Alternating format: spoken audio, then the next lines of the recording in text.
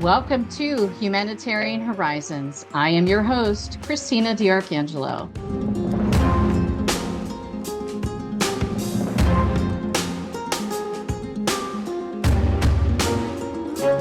This is my second episode in my COVID-19 series, a series I created because I believe we have a responsibility, not only as healthcare professionals, scientists, policymakers, and patient advocacies, but as human beings to continue examining one of the most significant public health events in modern history. The purpose of this series is not to reopen political divisions. It's not about blaming and accessing blame for the sake of blame. It's not to diminish the extraordinary sacrifices made by the physicians, nurses, pharmacies, first responders, researchers, and countless healthcare professionals who served on the front lines under unimaginable circumstances. Instead, my goal is to educate, to encourage thoughtful discussion, to ask the difficult questions, but necessary questions, in my opinion, and to explore what we have learned so that we can better serve patients during any public health emergencies. COVID-19 changed our world. It changed healthcare, science, public policy, families, and for millions of people, it changed life forever. For some, COVID-19 is history. For others, it's still their daily reality. Today, we're going to discuss one of the most important questions we can ask ourselves.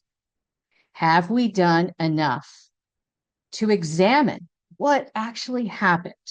And have we learned enough to ensure that it will never happen again?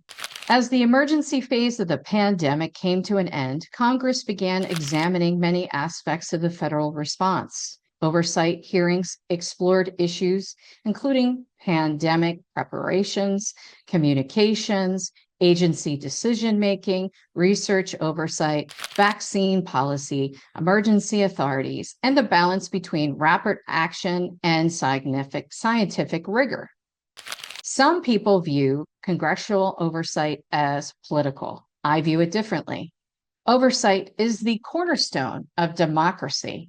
Government agencies exercise tremendous authority during public health emergencies. With that authority comes responsibility, and with responsibility comes actions. Asking questions does not weaken science. It strengthens it. Reviewing decisions does not undermine healthcare. It improves it.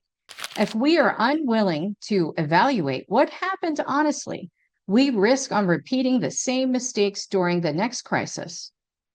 Throughout the pandemic, Dr. Anthony Fauci became one of the most recognized public health officials in the world. How can you miss it? You've seen him in plenty of news articles and interviews where he took the cover of many magazines, which struck me a little odd, I'm not going to lie. But during this entire congressional hearing and oversight side of things, the public were made, basically, it was shared with us that there was a journal that Dr. Fauci was keeping, and he was writing in his journal, I guess, every day about what was going on and what he was seeing and all of the people and all the famous people he was talking to. This is very odd to me as a clinical researcher and working with all the doctors that I've worked with over my career. I have never seen doctors act in that capacity before. Typically, they go in and they do their job. Regardless of where one stands, the broader principle remains the same. Public officials entrusted with extraordinary authority should expect thoughtful oversight, transparent views, and accountability, and the ability to have thoughtful discussions, because we were not allowed to have these discussions during the pandemic. The principles apply to every administration, every agency, and every leader. Under the Biden administration, COVID-19 policy remained central to national life. Vaccination campaigns expanded. Booster recommendations continued. Continue media I almost said oversight, which was actually they were overseeing the media, but they were censoring the media at the same time. So you weren't able to talk about things. If you were a patient and you were suffering through certain things, or if you're a researcher or you were a patient advocate, you were censored. You were blacked out. Federal vaccine requirements were implemented in some settings before later legal challenges altered parts of the policies. Many Americans supported these efforts as necessary public health measures. However, many Americans also questioned these actual decisions that were being made. They were wondering whether or not there was sufficient flexibility for individualized medical decisions involving scientific evidence and other open scientific debate. Whether one agreed or disagreed with those policies, one fact became increasingly evident. Public trust became deeply polarized. Trust is one of the most valuable assets in public health. Once it's lost, rebuilding it becomes extraordinarily difficult. Transparency and humility is absolutely essential. Acknowledging uncertainty is essential. Science involves. Public communication should acknowledge that reality. One of the aspects of the pandemic that deserves recognition is the Operation Warp Speed, which demonstrated what scientific collaboration could accomplish under extraordinary circumstances. Government agencies, academic institutions, biotech companies, pharmaceutical manufacturers, clinical research organizations, healthcare professionals all work together to accelerate the development of these treatments and vaccines. That achievement will be studied for decades, but rapid development also created new responsibilities. Emergency authorization is not the end of scientific evaluation. It is the beginning of continued learning. Every medical product requires ongoing pharmacovigilance, post-market surveillance, adverse event reporting, and long-term safety monitoring. This is how science protects patients. Few issues generated more discussion than vaccine mandates. Supporters believed mandates protected vulnerable populations and reduced severe disease. However, critics raised concerns regarding individual autonomy, employment, informed consent, and the evolving understanding of the vaccine effectiveness and transmission. Reasonable people reached conclusions. Regardless of those decisions and differences, one lesson stands out. Public confidence grows when policies are accompanied by transparency, clear communication, and responsibility, and respect for differing perspectives. Ethics should never disappear during these emergencies, and in fact, emergencies demand even greater ethical leadership.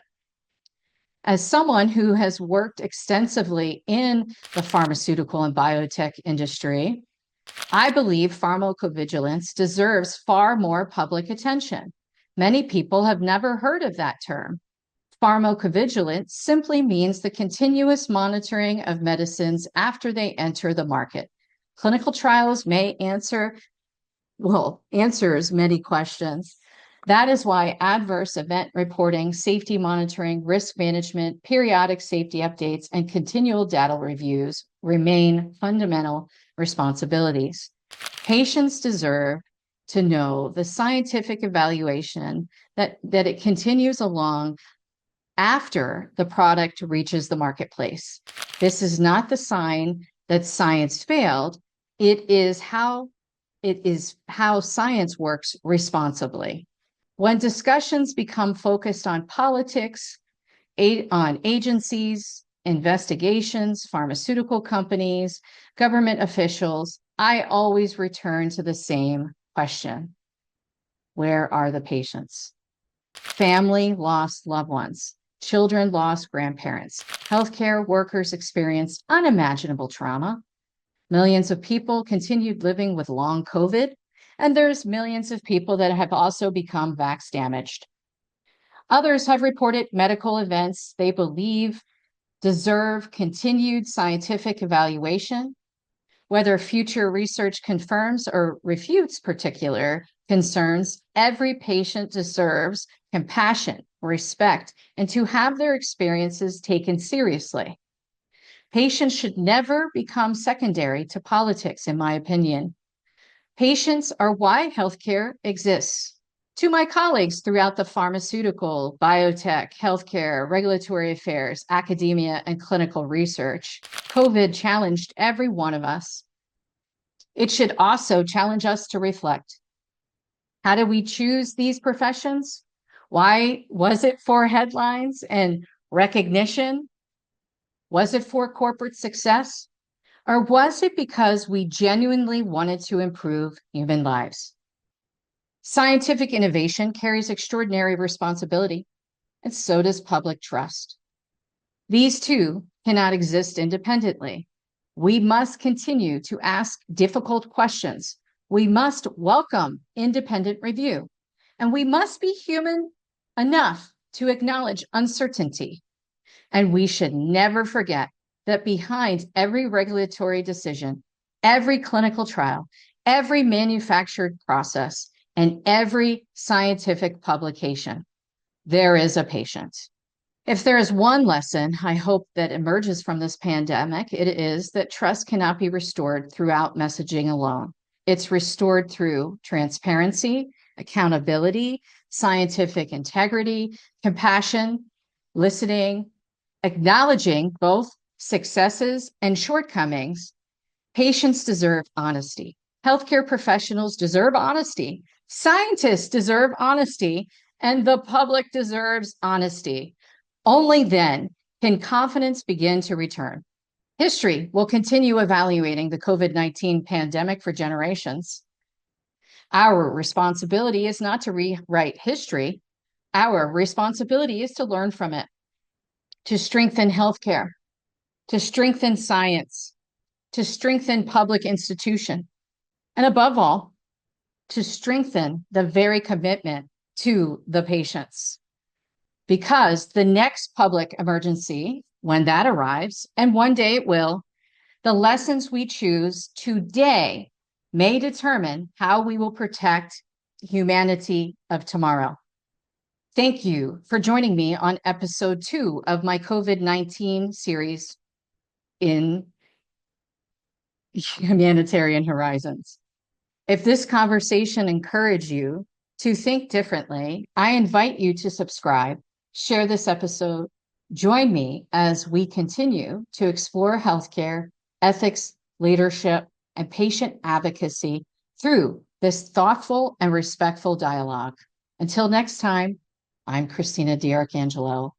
Remember, science advances through evidence. Trust is built through transparency, and every decision in healthcare should begin and end with the patient.